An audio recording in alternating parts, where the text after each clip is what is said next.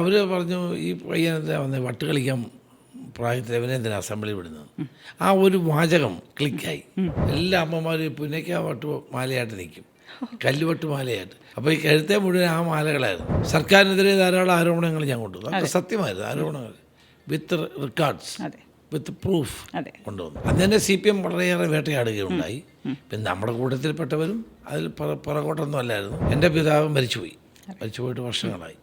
അദ്ദേഹം ജീവിതത്തിൽ ഖദർ മാത്രമേ കിട്ടുള്ളൂ. ഇവർ 4 തവണ വൈദ്യുതി ചാർജ് കൂട്ടി. അതെന്താ പറയാത്തത്? പാവപ്പെട്ടവനെ ഷോക്ക് അടിപ്പിക്കുകയായിരുന്നു. അതെന്താ പറയാത്തത്? വെള്ളത്തിന് കരം കൂട്ടി. ഇവരെ ബസ് ചാർജ് 5 തവണ വർദ്ധിപ്പിച്ചു. ഭൂമിയുടെ ഭാഗാധാരത്തിനുള്ള നികുതി കൂട്ടി. അത്രമാത്രം ജനങ്ങളുടെ തലയിൽ ഭാരം അടിച്ചേൽപ്പിച്ചൊരു ഗവൺമെൻറ്റാണ്. എന്നിട്ട് പറയാണ് ഞങ്ങൾക്ക് ലോഡ് ഷെഡിങ് ഇന്ത്യയിലെ ഏത് സംസ്ഥാനത്താണ് ഇപ്പോൾ ഉള്ളത്? 10 വർഷത്തെ ഭരണം ജനങ്ങൾ മടുത്തിരിക്കുന്നു. ഒരു പുരോഗതി ഉണ്ടായില്ല. എന്ത് വൻകിട വികസന പദ്ധതി കൊണ്ടുവന്നു? ഞങ്ങൾ 5 വർഷം ഒരു ഹർത്താൽ പോലും ഞങ്ങൾ നടത്തിയില്ല. കർണാടക, ആന്ധ്ര, തമിഴ്നാട് അവർ ബില്യൺസാണ് വിദേശ മൂലധന നിക്ഷേപം വരുന്നത്. ഞങ്ങൾ വന്നാൽ ഈ നാട്ടിലെ ചെറുപ്പക്കാർക്ക് ആഗോള നിലവാരത്തിലുള്ള വിദ്യാഭ്യാസം ഇവിടെ കൊടുക്കും. അവർക്ക് ജോലിക്കുള്ള സാധ്യത ഉണ്ടാക്കും. അവരുടെ കഴിവുകൾ ഉപയോഗിക്കത്തക്ക നിലയിലുള്ള പുതിയ സംരംഭങ്ങൾ ഇവിടെ ആരംഭിക്കും. നമ്മുടെ ചെറുപ്പക്കാരില്ല, വയോജനങ്ങൾ കൂടുമ്പോൾ അവരെ ഇങ്ങനെ നമുക്ക് പ്രയോജനപ്പെടുത്താം. BJPക്ക് പറ്റിയൊരു മണ്ണല്ല കേരളം ഇടകലർന്ന് എല്ലാ മതത്തിൽപ്പെട്ടവരും ജീവിക്കുന്ന നാടാണ്. ഞാനൊരു ഹിന്ദുവാണ്, പക്ഷേ ഞാൻ നരേന്ദ്രമോദിയുടെ ഹിന്ദുവല്ല, ഞാൻ ഗാന്ധിജിയുടെ ഹിന്ദുവാണ്. വായനയാണ് എൻ്റെ ശക്തി. ഞാൻ പിന്നെ വായിച്ചതെല്ലാം പറഞ്ഞുകൊണ്ട് നടക്കാറൊന്നുമില്ല. പിന്നീട് എനിക്ക് ഈ അഡ്മിഷൻ തരാത്ത അച്ഛൻ KC മാത്യു അച്ഛൻ, പിന്നെ ഞാൻ കോട്ടയത്ത് മത്സരിക്കുമ്പോൾ എൻ്റെ സ്വീകരണ സമ്മേളനത്തിൽ വന്ന് എന്നെ കെട്ടിപ്പിടിച്ചു. എനിക്കങ്ങനെ അധികാരമോഹമൊന്നുമില്ല. കഴിഞ്ഞ ഉമ്മൻചാണ്ടി ഗവൺമെൻറ്റിൽ ഞാൻ 2.5 വർഷം മന്ത്രിയായില്ലായിരുന്നല്ലോ. എല്ലാ രാഷ്ട്രീയക്കാർക്കും എനിക്കും ആഗ്രഹമൊക്കെ ഉണ്ട്, ഇല്ലെന്ന് ഞാൻ പറയുന്നില്ല. രാജീവ് ഗാന്ധിയുടെ മരണം വാസ്തവത്തിൽ എൻ്റെ രാഷ്ട്രീയ മരണം കൂടിയാണ്. എത്രയോ പേര് കോൺഗ്രസ് വിട്ട് CPM പോയി. അവരെയൊക്കെ മുഖ്യമന്ത്രി ചുവന്ന പരവതാനി കൊടുത്ത് സ്വീകരിച്ചില്ലേ? അത് ചെറ്റത്തരമാണ്.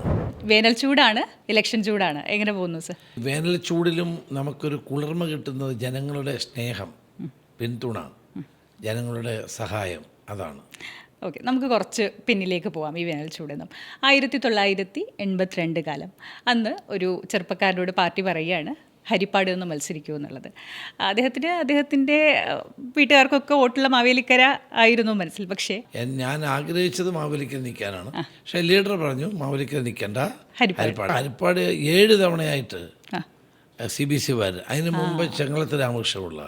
56-ലെ തെരഞ്ഞെടുപ്പ് കേരളം ഉണ്ടായ ശേഷം ആദ്യത്തെ കോൺഗ്രസ് MLA ആയി. അതിനുശേഷം എന്ന് രമേശ് ചെന്നിത്തല ഹരിപ്പാട് നിന്നിട്ടുണ്ടോ? കൈകളിൽ ഭദ്രമാണ്. നമുക്കൊന്ന് പരിചയപ്പെടുത്തൂ രമേശ് ചെന്നിത്തലയുടെ ഹരിപ്പാടിനെ, ആ വൈകാരികമായൊരു ബന്ധം. ഹരിപ്പാട് എൻ്റെ അമ്മയെ പോലാണ്. എൻ്റെ അമ്മ മരിച്ചിട്ടിപ്പം ഒരു 6-7 മാസമായി. അപ്പോൾ ഇപ്പം എൻ്റെ അമ്മയെന്ന് പറഞ്ഞാൽ ഹരിപ്പാടാണ്. അത്രമാത്രം 26-ാമത്തെ വയസ്സിൽ ഞാനവിടെ ചെല്ലുമ്പോൾ അതെനിക്ക് എതിരെ മത്സരിച്ച PG തമ്പിയാണ്, ശിവകുമാരൻ നമ്മുടെ ജ്യേഷ്ഠനാണ്. അവരവിടെ വലിയ കുടുംബക്കാരൊക്കെയാണ്. അപ്പോൾ അവർ പറഞ്ഞു ഈ പയ്യനെന്താ വന്ന് വട്ട് കളിക്കാൻ പ്രായത്തിൽ ഇവനെന്തിനാ അസംബ്ലി വിടുന്നത്. ആ ഒരു വാചകം ക്ലിക്കായി. അപ്പോൾ എല്ലായിടത്തും എനിക്ക് പുന്നയ്ക്ക മാല, വട്ടുമാല, എല്ലായിടവും എനിക്ക് അതാ തന്നുകൊണ്ടിരുന്നത്. അപ്പം എല്ലാ അമ്മമാരും പുന്നയ്ക്ക വട്ട് മാലയായിട്ട് നിൽക്കും, കല്ലുവട്ട് മാലയായിട്ട് വൈകുന്നേരം. അപ്പോൾ ഈ കഴുത്തെ മുഴുവൻ ആ മാലകളായിരുന്നു. അപ്പോൾ അങ്ങനെ വളരെ ചെറിയ പ്രായത്തിൽ 26-ാമത്തെ വയസ്സിൽ എന്നെ ഹരിപ്പാടുകാർ ഏറ്റെടുത്തതാണ്. ഹരിപ്പാട് എനിക്ക് രാഷ്ട്രീയമില്ല, എനിക്ക് ജാതിയില്ല, മതമില്ല, വർണ്ണമില്ല, വർഗമില്ല, അവരെല്ലാം എൻ്റെ സ്വന്തമാണ്. അവരും അതുപോലെ കണക്കാക്കുന്നു. അതെ സർ, അതിന് ശേഷം എനിക്ക് ചോദിക്കാനുള്ളത്, അങ്ങേ കാണുമ്പോൾ ഞാൻ പറയാൻ നിശ്ചയമായും കരുതി വെച്ചതാണ്. അങ്ങ് പ്രതിപക്ഷ നേതാവായിരുന്ന ഒരു കാലം. ഞാൻ വിശ്വസിക്കുന്നത് കേരളത്തിലെ മികച്ച പ്രതിപക്ഷ നേതാക്കളുടെ ലിസ്റ്റ് എടുത്താൽ അങ്ങയുടെ പേരുണ്ട്. പല വിവാദങ്ങളും അങ്ങ് പുറത്തേക്ക് കൊണ്ടുവന്നിട്ടുണ്ട്. സർക്കാർ ആദ്യം പ്രതിരോധിച്ചു, പിന്നെ പുറകോട്ട് പോകേണ്ടി വന്നിട്ടുണ്ട്. പക്ഷേ എനിക്ക് തോന്നുന്നു സൈബർ വിങ്ങുകൾ, സൈബർ ബുള്ളിയിങ്, അതൊക്കെയാണ് അങ്ങയുടെ പ്രതിച്ഛായയ്ക്ക് മങ്ങലേൽപ്പിക്കാൻ ഒരു വശത്ത് നിന്ന് വല്ലാത്തൊരു ശ്രമം ഉണ്ടായിട്ടുണ്ട്. എങ്ങനെയാണ് ഈ സൈബർ ബുള്ളിയിങ്ങിനെ, ആ ഒരു കാര്യത്തെ കാണുന്നത്? ഇന്നത്തെ കാലഘട്ടത്തിൽ സൈബർ ഇടം എന്ന് പറയുന്നത് വളരെ പ്രധാനപ്പെട്ടതാണ്. പഴയ കാലമല്ല. നമ്മളൊക്കെ 82 മത്സരിക്കുമ്പോൾ ഇതൊന്നുമില്ല, ഒരു ഫോൺ പോലും ഇല്ല നാട്ടിലൊന്നും. ആ കാലമായി. ഇപ്പോൾ അതെല്ലാം മാറി. ഇപ്പോൾ ഡിജിറ്റൽ പ്ലാറ്റ്ഫോമിലാണ് ഈ ഇലക്ഷൻ നടക്കുന്നത്. അപ്പോൾ അതിൽ ബോധപൂർവമായി ഞാൻ പ്രതിപക്ഷ നേതാവായിരുന്നപ്പോൾ സർക്കാരിനെതിരെ ധാരാളം ആരോപണങ്ങൾ ഞാൻ കൊണ്ടുവന്നു. അത് സത്യമായിരുന്നു, ആരോപണങ്ങൾ വിത്ത് റെക്കോർഡ്സ്, വിത്ത് പ്രൂഫ് കൊണ്ടുവന്നു. അന്ന് തന്നെ CPM വളരെയേറെ വേട്ടയാടുകയുണ്ടായി. പിന്നെ നമ്മുടെ കൂട്ടത്തിൽപ്പെട്ടവരും അതിൽ പുറകോട്ടൊന്നും അല്ലായിരുന്നു. കുറേ ആളുകളെ അവരും വേട്ടയാടി. പക്ഷെ അതിനൊന്നും എന്നെ പിന്തിരിപ്പിക്കാൻ കഴിഞ്ഞിട്ടില്ല. ഏറ്റവും പേഴ്സണലായ ഒരു സ്പേസിൽ ഇത്തരം വിവാദങ്ങൾ കേൾക്കുമ്പോൾ എങ്ങനെയാണ് അതിനെ നേരിട്ടിട്ട്? ഒരു വിവാദം കേട്ടപ്പോൾ എനിക്ക് വലിയ ദുഃഖം തോന്നി. അത് അന്തരിച്ചു പോയ ശ്രീ കോടിയേരി ബാലകൃഷ്ണൻ, എൻ്റെ പിതാവ് RSSുമായി ബന്ധമുള്ള ആളാണെന്ന് പറഞ്ഞു. എൻ്റെ പിതാവ് മരിച്ചു പോയിട്ട് വർഷങ്ങളായി. അദ്ദേഹം ജീവിതത്തിൽ ഖദർ മാത്രമേ ഇട്ടിട്ടുള്ളൂ. കോൺഗ്രസ് വികാരത്തോടുകൂടിയ പാർട്ടിയിലൊന്നുമില്ലായിരുന്നു, പക്ഷേ എന്നും ഖദർ ധരിച്ച സ്കൂളിൽ അധ്യാപകനായിരുന്നു പോയിട്ടുള്ളൂ. അത് പറഞ്ഞപ്പോൾ എനിക്കൊരു വേദനയുണ്ടായി. മറ്റെന്നെപ്പറ്റി എന്ത് പറഞ്ഞാലും എനിക്ക് വേദനയുണ്ട്. ഓക്കെ സാർ, ഇപ്പോൾ എനിക്ക് തോന്നുന്നു ഇടതുപക്ഷം പ്രചാരണം നടത്തുന്നത് ഒരു 10 വർഷം മുൻപ് ഒരു ലോഡ് ഷെഡിംഗ് ഒക്കെ എടുത്തിട്ടാണ് ഇരുട്ടിലായിരുന്നു പ്രകാശത്തിലേക്ക് വികസനത്തിലേക്ക് ഞങ്ങൾ കൊണ്ടുവന്നു എന്നാണ് പറയുന്നത്. അതിനെപ്പറ്റി എനിക്കാണ് പറയാനുള്ളത്. ഇന്ന് 10 വർഷം മുമ്പ് ഇന്ത്യയിലൊട്ടാകെ ലോഡ് ഷെഡിങ് ആയിരുന്നു. അതെ, അന്ന് നമ്മുടെ ലോഡ് ഷെഡിങ് കാരണം 5-8 മണിക്കൂറുകൾ UPയിലും ബീഹാറിലും മഹാരാഷ്ട്രയിലും ഒന്നും വിളക്ക് കത്തത്തില്ലായിരുന്നു. അതിനുശേഷമാണ് മൻമോഹൻ സിംഗ് വരുന്നത്. അതെ, മൻമോഹൻ സിംഗ് വന്ന ശേഷമാണ് ആണവ കരാർ ഒപ്പിട്ടത്. ആണവ കരാറിലൂടെ തന്നെ അതിൻ്റെ ഒരു പാർട്ടാണ് നമ്മുടെ എനർജി ഉൽപ്പാദനം വർദ്ധിപ്പിക്കാനുള്ളത്. ഇന്ത്യയിൽ നിന്ന് ഏറ്റവും കൂടുതൽ എനർജി ഉൽപ്പാദിപ്പിക്കുന്നത് സൂര്യപ്രകാശത്തിലൂടെയും ആണവ നിലയത്തിലൂടെയും ഒക്കെ തന്നെയാണ്. അപ്പോൾ ആ മാറ്റം ഇന്ത്യയിലൊട്ടാകെ ബാധിച്ചു. മൻമോഹൻ സിംഗിനെ നമ്മൾ അഭിനന്ദിക്കണം ദീർഘവീക്ഷണത്തോടെ. ഇനിയും കൂടുതൽ ആണവ നിലയങ്ങളിൽ നിന്ന് ആണവം ആറ്റം ഉപയോഗിച്ചുകൊണ്ടുള്ള നമ്മുടെ വൈദ്യുതി ഉൽപ്പാദനം ഉണ്ടാവേണ്ടതാണ്. അപ്പോൾ ഇന്ന് 8 മണിക്കൂറോ 5 മണിക്കൂറോ ഒരിടത്തും ഉണ്ടോ? എവിടെയെങ്കിലും ഉണ്ടോ ലോഡ് ഷെഡിങ്? പുതിയ ആളുകൾക്ക് അറിയില്ല. അപ്പോൾ അതിൻ്റെ ഫലമായിട്ട് ഇന്ന് വൈദ്യുതി വളരെ ചീപ്പായിട്ട് കിട്ടും. 2 രൂപ 50 പൈസ 3 രൂപ 50 പൈസക്കൊക്കെ വൈദ്യുതി ചീപ്പായിട്ട് കിട്ടുന്നൊരു കാലമാണ്. അപ്പോൾ ഇന്ത്യയിലൊട്ടാകെ വന്ന മാറ്റത്തിൻ്റെ ഭാഗമാണത്. നമ്മൾ വെള്ളം കൊണ്ട് ഉപയോഗിച്ചുകൊണ്ടുള്ള വൈദ്യുതി ഉൽപ്പാദനത്തെക്കാൾ മറ്റ് മോഡ് ഓഫ് രീതികൾ നമ്മൾ കണ്ടെത്തി. അപ്പോൾ അത് കാരണം ഇന്ത്യയിൽ ഒരിടത്തും ഇപ്പോൾ പവർ കട്ടില്ല. പിന്നെ ഇവർക്ക് തന്നെ കാര്യം കാലത്തിൻ്റെ ഒരു സ്വാഭാവികമായ വളർച്ചയാണ്. മാത്രമല്ല ഇവർ 4 തവണ വൈദ്യുതി ചാർജ് കൂട്ടി. അതെന്താ പറയാത്തത്?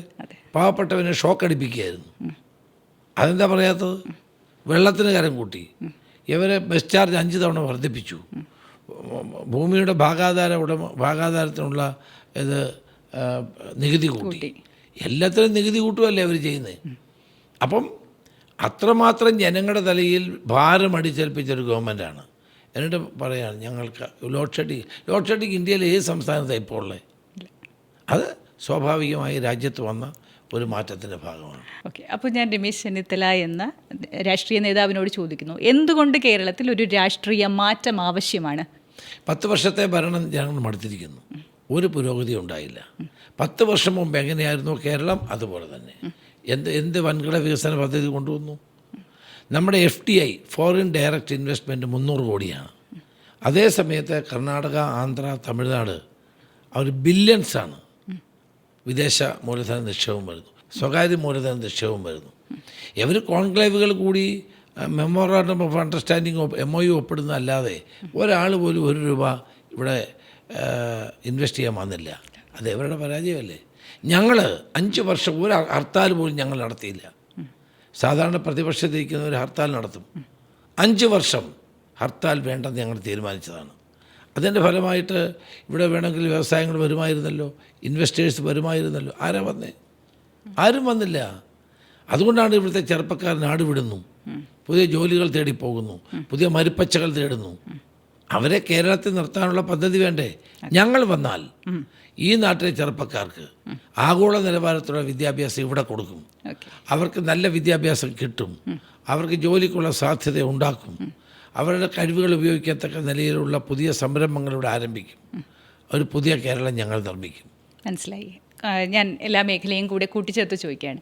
രമേശ് ചെന്നിത്തലയുടെ ഒരു വിഷൻ 2031 അത് പറയൂ. എൻ്റെ വിഷൻ എന്ന് പറയുന്ന ഒരു പുതിയ കേരളമാണ്. ഏറ്റവും പ്രധാനപ്പെട്ടത് 2036 ആകുമ്പോൾ കേരളത്തിൽ 26% ആളുകൾ 50 വയസ്സിന് മുകളിലുള്ളവരാകും. അതിന് ജപ്പാനിലൊക്കെ പറയുന്നത് സിൽവർ എക്കോണമി എന്നാണ്. അപ്പം അതൊരു വെല്ലുവിളിയാണ് നമുക്ക്. നമ്മുടെ ചെറുപ്പക്കാരില്ല, വയോജനങ്ങൾ കൂടുമ്പോൾ അവരെ ഇങ്ങനെ നമുക്ക് പ്രയോജനപ്പെടുത്താം. അതാണ് ഇപ്പം പരിഷ്കൃത രാജ്യങ്ങളിലെല്ലാം ഈ വയോജനങ്ങൾക്ക് വേണ്ടിയിട്ടുള്ള സർവീസ് മെച്ചപ്പെട്ടതാണ്. ഹെൽത്ത് കെയർ, അവരുടെ ആരോഗ്യം ശ്രദ്ധിക്കുക, അതോടൊപ്പം തന്നെ അവർക്ക് വേണ്ട സർവീസ് കൊടുക്കുക. ആ നിലയിൽ ധാരാളം ജോലി അവസരങ്ങളുണ്ടാകും, ജോലിക്കുള്ള അവസരങ്ങളുണ്ടാകും. അത് ധാരാളം സ്ഥാപനങ്ങൾ നമുക്കുണ്ടാകും. എനിക്ക് തോന്നുന്നു അമ്മയും അച്ഛനും മാത്രം ഒറ്റപ്പെട്ട വീടുകളിൽ താമസിക്കുന്നത് ഇന്നൊരു വലിയ സാമൂഹികമായിട്ടുള്ള ഒരു മാറ്റം കൂടിയാണ്. അപ്പോൾ അത് ഈ സിൽവർ എക്കോണമി ജപ്പാനിൽ എങ്ങനെ നടപ്പാക്കിയോ അതിൻ്റെ മോഡലിൽ നമ്മൾ നടപ്പാക്കും. അതുകൊണ്ടാണ് രാഹുൽ ഗാന്ധി പ്രഖ്യാപിച്ച ഗ്യാരണ്ടിയിൽ വയോജനങ്ങൾക്ക് വേണ്ടി ഒരു മന്ത്രാലയം ഉണ്ടാക്കുമെന്ന് നമ്മൾ എഴുതി ചേർത്തു. അപ്പോൾ കേരളം വലിയ വികസന സാധ്യതയുള്ള സംസ്ഥാനമാണ്, അനന്തമായ വികസന സാധ്യത. നമുക്കുള്ള ഏക പോരായ്മ ഇവിടെ വിഷനിൽ ഉള്ള ഭരണാധികാരികളില്ലെന്നാണ്. അതോടൊപ്പം തന്നെ ഭൂമിയുടെ അഭാവവും, ഭൂമിയില്ല. അപ്പോൾ നമ്മൾക്ക് കോൺസെൻട്രേറ്റ് ചെയ്യാൻ പറ്റുന്നത് എന്താണ്? സർവീസ് സെക്ടറാണ്. ടൂറിസം, ഹെൽത്ത് കെയർ തുടങ്ങിയിട്ടുള്ള ആധുനിക കാലഘട്ടത്തിൽ IT, AI ഈ മേഖലകളിലേക്ക് കൂടുതൽ മുന്നേറിയാൽ കേരളത്തിന് വൻപിച്ച വികസന സാധ്യത ഉണ്ടാകും. അപ്പം ഞാൻ കാണുന്ന കേരളം സമ്പൽ സമൃദ്ധമായ ഈ സംസ്ഥാനത്തെ വൻതോതിലുള്ള പുരോഗതിയിലേക്ക് എത്തിക്കാൻ ആധുനിക കാലഘട്ടത്തിൽ നമുക്ക് കഴിയും. അതിന് ഇച്ഛാശക്തി ഇല്ലാത്ത ഗവൺമെൻറ്റും തന്നെയുമല്ല മൂക്കിനപ്പുറം ലോകം കാണാൻ കഴിയാത്ത ഭരണാധികാരികളും ഉള്ളതുകൊണ്ടാണ് നമുക്ക് ഈ നേട്ടങ്ങളൊന്നും ഉണ്ടാവാത്തത്. അങ്ങയിലെ രാഷ്ട്രീയക്കാരനോടാണ് എനിക്ക് ചോദിക്കാനുള്ളത്. കേരളത്തിൽ BJPയുടെ വളർച്ച രമേശ് ചെന്നിത്തല എന്ന നേതാവിനെ ആശങ്കപ്പെടുത്തുന്നുണ്ടോ? തീർച്ചയായിട്ടും ആശങ്കപ്പെടുത്തുന്നുണ്ട്. കാരണം BJPക്ക് പറ്റിയൊരു മണ്ണല്ല കേരളം. കേരളം ഇടകലർന്ന് എല്ലാ മതത്തിൽപ്പെട്ടവരും ജീവിക്കുന്ന നാടാണ്. ഇവിടെ വർഗീയത ഇല്ല, എല്ലാവരും ഒരുമിച്ച് കഴിയുകയാണ്. ഈ വർഗീയത ആളിക്കത്തിച്ച് ജനങ്ങളെ വിഭജിക്കുന്ന ഈ രാഷ്ട്രീയം അപകടമാണ്. ഈ അതിന് വളം വെച്ച് കൊടുക്കുന്നത് CPM ആണ്. അവരത് ചെയ്യാൻ പാടില്ല. എല്ലാ മനുഷ്യരെയും ഒരുപോലെ കാണാനാണ് ശ്രീനാരായണ ഗുരുദേവൻ പഠിപ്പിച്ചിട്ടുള്ളത്, എല്ലാ മഹർഷിമാരും പഠിപ്പിച്ചിട്ടുള്ളത്. ഈ നാട് അതുകൊണ്ട് തന്നെ വർഗീയതയ്ക്കെതിരായി നിലപാട് സ്വീകരിക്കണം. അതാണ് എൻ്റെ ആഗ്രഹം. BJPയിലേക്ക് ആളുകൾ കൂടുതൽ പോകുന്നു, അത് തടയേണ്ടതാണ്. അത് രാഷ്ട്രീയത്തിന് അതീതമായി തന്നെ എല്ലാവരും ചേർന്ന് തടയേണ്ട ഒന്നാണ്. സർ, അപ്പോൾ ഈ കോൺഗ്രസ് അനുഭാവികൾക്കും സാധാരണക്കാർക്കൊക്കെ ഉള്ളൊരു സംശയമാണ്, BJPയെ തടയിടാൻ കോൺഗ്രസ് സ്വീകരിക്കേണ്ടത് ഒരു മൃദു ഹിന്ദുത്വ നയമാണോ അതോ മതേതരമായിട്ടുള്ളൊരു നയമാണോ? മതേതര നയം തന്നെയാണ്. മൃദു ഹിന്ദുത്വ നയം കൊണ്ട് കാര്യമൊന്നുമില്ല.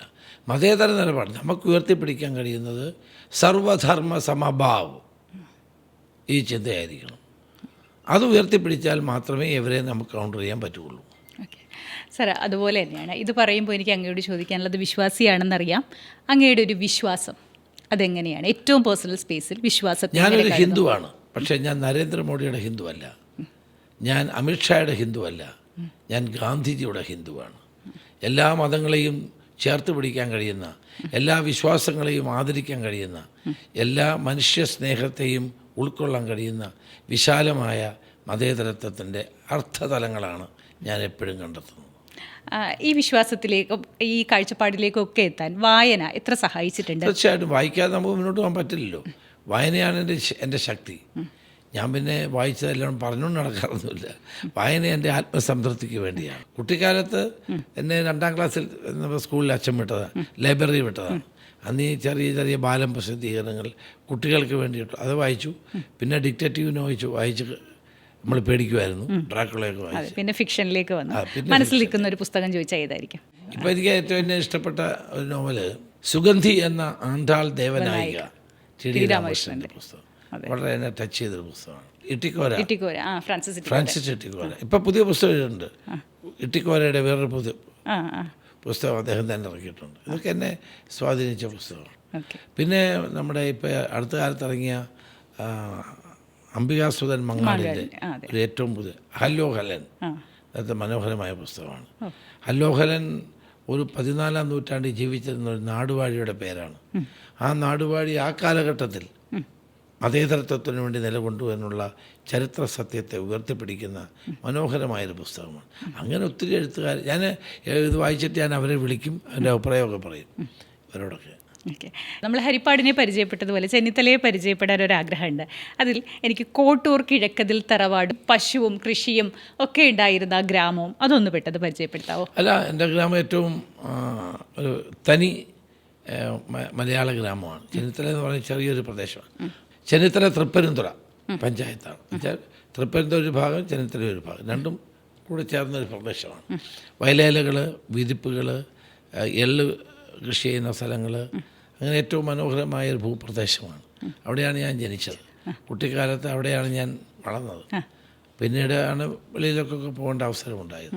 ഏറ്റവും മനോഹരമായ നാട്, അധ്വാനിക്കുന്ന കർഷകർ, ജോലിയെടുക്കുന്ന തൊഴിലാളികൾ, ഇതെല്ലാം ഇതിൻ്റെ ഭാഗമാണ്. ഏറ്റവും മനോഹരമായി ജനങ്ങൾ ഒരുമിച്ച് ജീവിക്കുന്ന ഒരു നാടാണ്. ഒരു വലിയ നൊസ്റ്റാൾജിയാണത്. ഞാൻ മനസ്സിലാക്കുന്നത് അങ്ങ് LP സ്കൂൾ കഴിഞ്ഞിട്ട് അച്ഛൻ പഠിപ്പിച്ചിരുന്ന ഹൈസ്കൂളിലേക്കാണ് പോകുന്നത്. English medium സ്കൂളായിരുന്നു.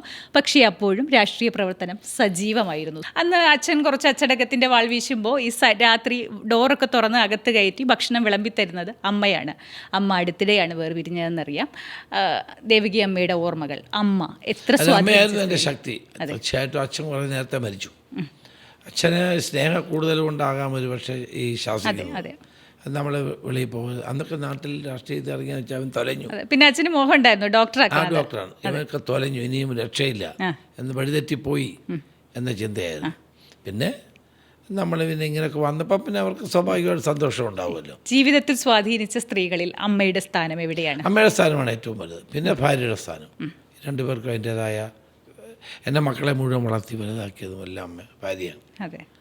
കാരണം ഭാര്യയ്ക്ക് എൻ്റെ വളർച്ചയിൽ വലിയ പങ്കുണ്ട്. അമ്മേൻ്റെ ശക്തി സ്രോതസ്സാണ്. ഈ സ്കൂൾ കഴിഞ്ഞിട്ട് സാറും അച്ഛനും കൂടി മാവേലിക്കര ബിഷപ്പ് മൂർ കോളേജിലേക്ക് പോകുന്നുണ്ട്. നന്നായി പഠിക്കണം, ഡോക്ടറാവണം.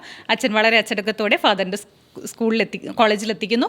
രണ്ടുപേരും കൂടി ആ മുറിയിൽ, പ്രിൻസിപ്പളിൻ്റെ മുറിയിലേക്ക് കയറുന്നുണ്ട്. തിരിച്ചിറങ്ങുന്നത് അച്ഛൻ വേദനിക്കുന്ന ഹൃദയവുമായും അങ്ങ് കുറച്ച് കുറ്റബോധം നിറഞ്ഞൊരു ഹൃദയവുമായാണ്. എന്താണ് ആ മുറിക്കുള്ളിൽ സംഭവിച്ചത്? അവിടെ വെച്ച് എന്നോട് പറഞ്ഞു, നിങ്ങൾ രാഷ്ട്രീയ പ്രവർത്തകനായതുകൊണ്ട് നിങ്ങൾക്ക് ഇവിടെ ക്ലാസ് അഡ്മിഷൻ തരാൻ പറ്റില്ല. അന്ന് 360 മാർക്കാണ് SLCക്ക്. എനിക്ക് 5 മാർക്ക് കുറവായിരുന്നു. പക്ഷെ എന്നാൽ ഞാൻ 5ാമത്തെ റാങ്കായിരുന്നു. അപ്പോൾ അവിടെ പഠിക്കാൻ പറ്റില്ല, അവിടെ അഡ്മിഷൻ തരത്തില്ല എന്ന് പറഞ്ഞു. രാഷ്ട്രീയം കയ്യിലുള്ളത് കൊണ്ട്. അതെ, ഞാൻ KSU ജില്ലാ ട്രഷററായിരുന്നു. ഇന്ന് തിരിഞ്ഞു നോക്കുമ്പോൾ എങ്ങനെയാണ് തോന്നുന്നത്? അന്ന് എനിക്ക് അവിടെ അഡ്മിഷൻ കിട്ടിയിരുന്നെങ്കിൽ എൻ്റെ ജീവിതം മറ്റൊന്നാകുമായിരുന്നു. അന്ന് അവിടെ അഡ്മിഷൻ കിട്ടാത്തതുകൊണ്ട് ഞാൻ ചങ്ങനാശ്ശേരി NSS കോളേജിൽ അന്ന് പ്രീ ഡിഗ്രിക്ക് ചേർന്നു. പ്രീ ഡിഗ്രിക്ക് അപ്പോൾ അതുകൊണ്ട് എനിക്ക് വേറൊരു ഗുണമുണ്ടായി. കുറേ കൂടി ലോകം കാണാനും മനസ്സിലാക്കാൻ കഴിഞ്ഞു.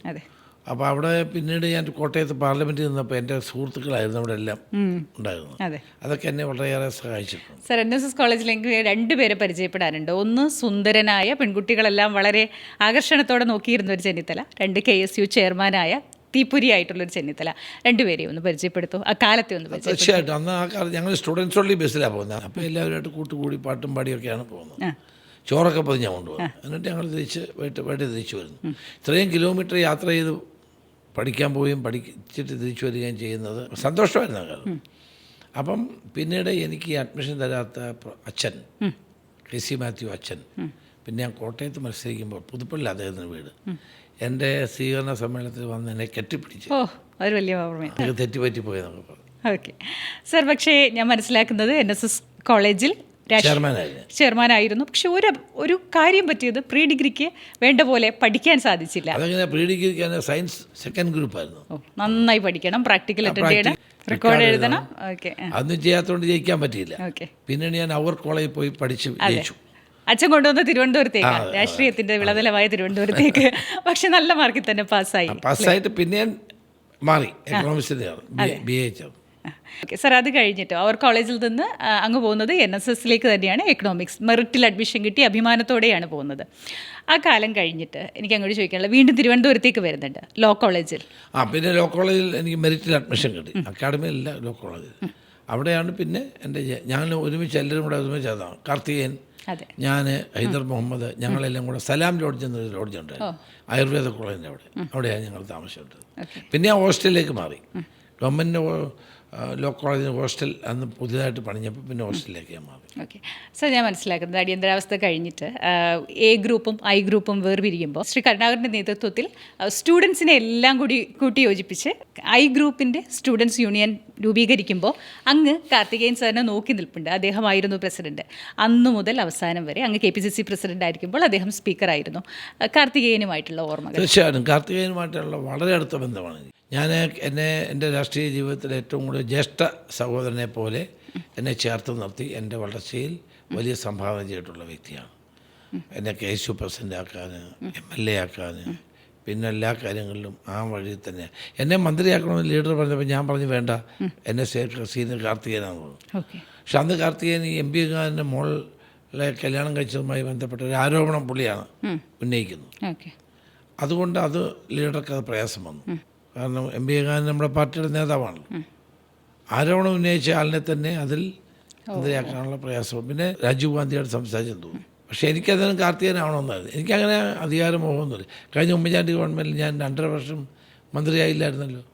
എല്ലാ രാഷ്ട്രീയക്കാർക്കും ആഗ്രഹം, എനിക്കും ആഗ്രഹമൊക്കെ ഉണ്ട്, ഇല്ലെന്ന് ഞാൻ പറയുന്നില്ല. ഇത് കിട്ടിയേ മതിയാവും എന്നുള്ള നിർബന്ധം. അന്ന് ഞാൻ മന്ത്രിയാണോ ഞാൻ ആവശ്യപ്പെട്ടതല്ല, MLA ആണോ ഞാൻ ആവശ്യപ്പെട്ടതല്ല, കോട്ടയത്ത് പാർലമെൻറ്റിൽ നിൽക്കാൻ ഞാൻ ഒരിക്കലും ആഗ്രഹിച്ചതല്ല. കാരണം അങ്ങനെ ഒരു ചിന്ത പോലും എൻ്റെ മനസ്സിലായിരുന്നു. കാരണം ഹരിപ്പാടുകാരെ വിടാൻ എനിക്ക് താല്പര്യമില്ലായിരുന്നു. പക്ഷേ എന്നോട് പാർട്ടി മത്സരിക്കാൻ പറഞ്ഞ് ഞാൻ മത്സരിച്ചു, അവിടെ നിന്ന് ജയിച്ചു. അപ്പോൾ ഈ ഉമ്മൻചാണ്ടി ഗവൺമെൻറ്റിൽ ആദ്യമേ എനിക്ക് മന്ത്രിയാവായിരുന്നു. പക്ഷേ ഉമ്മൻചാണ്ടിയായിട്ടുള്ള ചില തർക്കങ്ങളും പ്രശ്നങ്ങളും കാരണം ഞാൻ മന്ത്രിയായില്ല. 2.5 എപ്പോഴും എന്നോട് പുള്ളി പറയുമായിരുന്നു മന്ത്രിയാകാൻ. പിന്നെ 2.5 വർഷം ഞാൻ KPC പ്രസിഡൻ്റായിട്ട് തന്നെ തുടർന്നു. അങ്ങനെ വലിയ അധികാരമോ, കാരണം ഈ അധികാരങ്ങളൊക്കെ എനിക്ക് കുട്ടിക്കാലത്ത് തന്നെ കിട്ടിയതായതുകൊണ്ടാണ്. അതെ, അതുപോലെ തന്നെയാണ്. വളരെ രസകരമായിട്ടുള്ള ഒരു ഓർമ്മ അങ്ങയുടെ ജീവിതത്തിൽ കണ്ടിട്ടുള്ളത് ആദ്യത്തെ വിമാനയാത്ര. പെട്ടെന്നൊരു കോൾ വരുന്നു, രാജീവ് ഗാന്ധി വിളിക്കുന്നു, ഡൽഹിക്ക് പോകണം.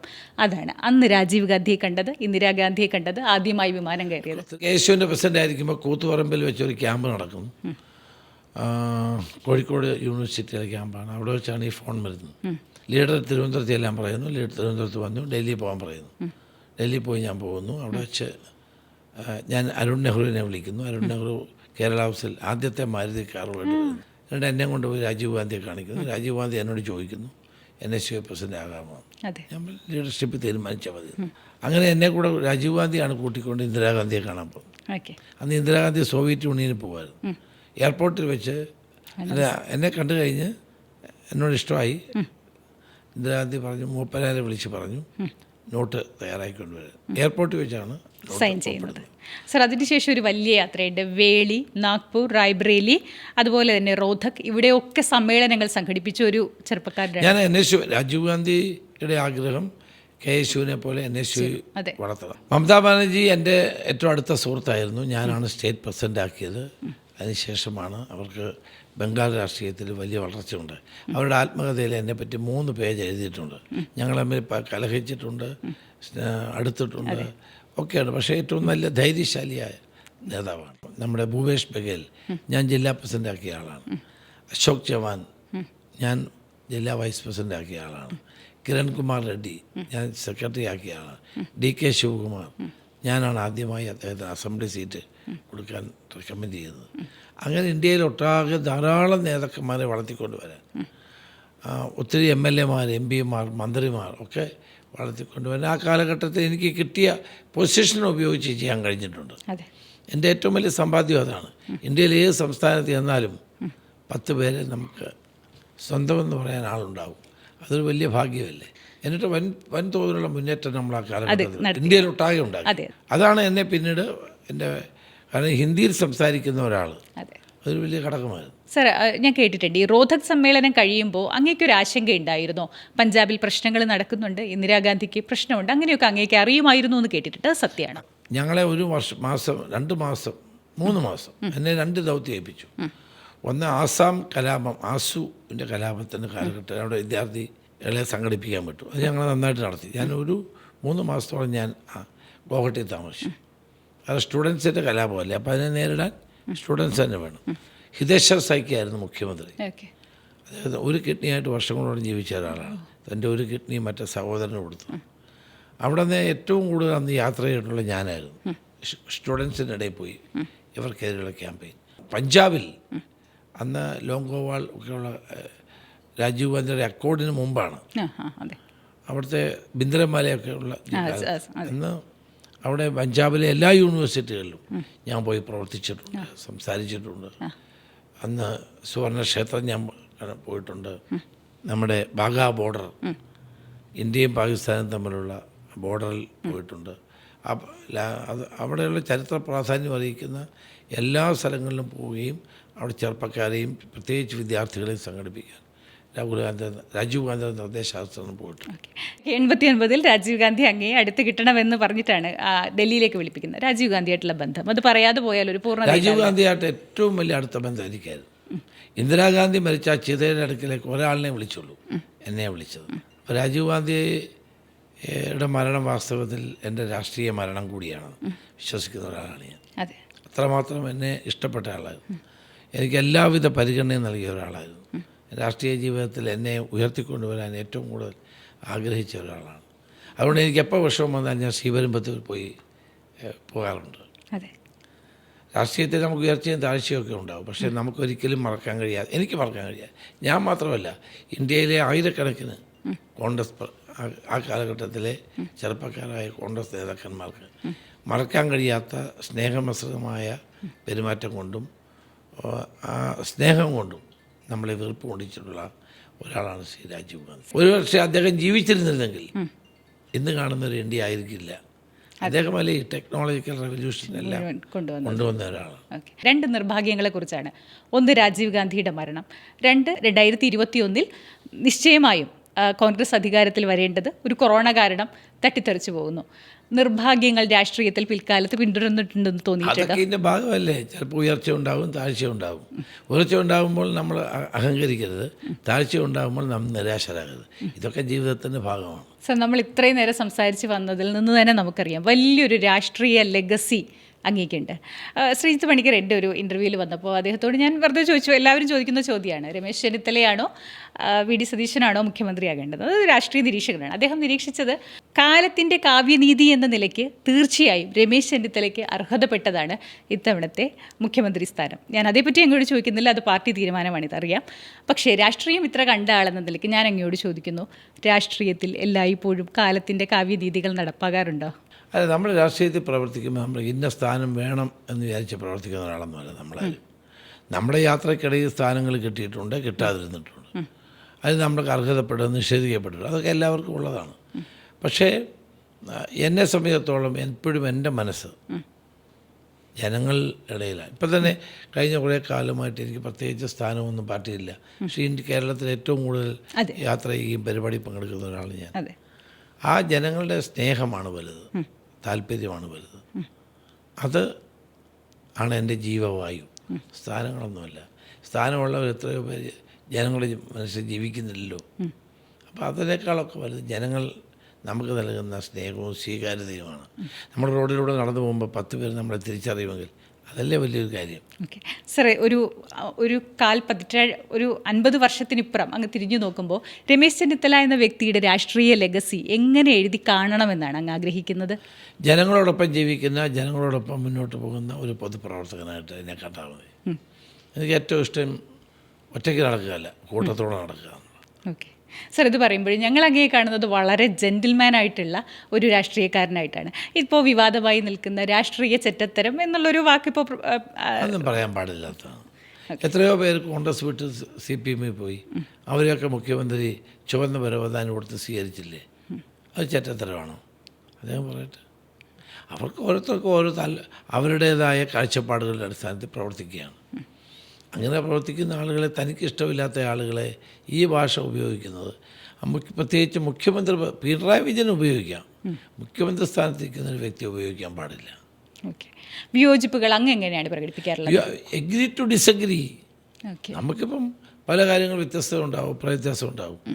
അതുകൊണ്ട് നമ്മളവരെ വ്യക്തിപരമായി ആക്ഷേപിക്കേണ്ട കാര്യമൊന്നുമില്ല.